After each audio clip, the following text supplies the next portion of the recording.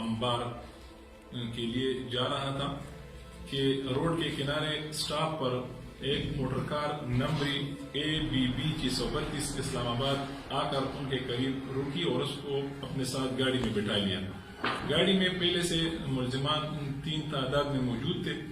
انہوں نے کچھ فاصلے میں جا کر مودی مقدمہ پر پستول تان کر اس کے قبضے سے 60,000 روپے چھین کر بعد میں شیخ ڈیرہ اسٹاپ پر مودی مقدمہ کو اتار کر فرار ہو گئے.